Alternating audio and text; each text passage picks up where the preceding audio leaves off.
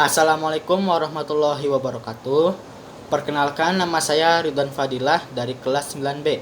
Dan kali ini saya akan menjelaskan tentang Organisasi Pasar Bebas AFTA. Sejarah pembentukan AFTA. ASEAN Free Trade Area atau AFTA adalah bentuk kebijakan mengenai kesepakatan antara negara anggota ASEAN untuk membentuk wilayah zona perdagangan bebas. AFTA dibentuk pada 28 Januari tahun 1992 saat diselenggarakannya konferensi tingkat tinggi atau KTT ASEAN keempat di Singapura.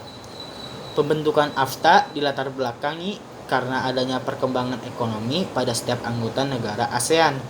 Perkembangan ekonomi tersebut kemudian diwadahi dengan suatu bentuk kerjasama AFTA dalam rangka bersama-sama memajukan perekonomian di ASEAN. Organisasi Perdagangan Bebas Kawasan ASEAN ini disepakati untuk menurunkan tarif dan menghapus sebuah hambatan non-tarif dalam perdagangan yang dimulai pada tahun 2002. Setelah KTT diselenggarakan, kemudian pada 1 Januari 2002, AFTA diberlakukan secara penuh bagi Indonesia, Malaysia, Brunei Darussalam, Singapura, Filipina, dan Thailand. Sedangkan untuk Laos, Vietnam, dan Myanmar diberlakukan pada tahun 2006. Dan pada 2010, AFTA baru diterapkan pada Kamboja. Perkembangan terakhir dalam AFTA ditandai dengan adanya kesepakatan untuk menghapus semua bea masuk impor barang bagi negara ASEAN. Negara yang mengikuti dan bergabung AFTA pada tahun 2010 yaitu Indonesia, Malaysia, Singapura, Brunei Darussalam, Filipina, dan Thailand. Pada tahun 2015 itu Kamboja, Myanmar, Laos, dan Vietnam. Tujuan AFTA.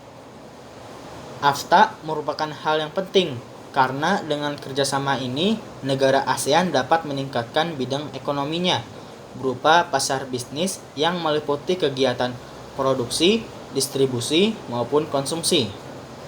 Secara umum, AFTA bertujuan untuk menjadikan kawasan ASEAN sebagai tempat produksi yang kompetitif, sehingga mampu membuat produk-produk ASEAN memiliki daya saing kuat di pasar global. Tujuan lain dari AFTA adalah 1.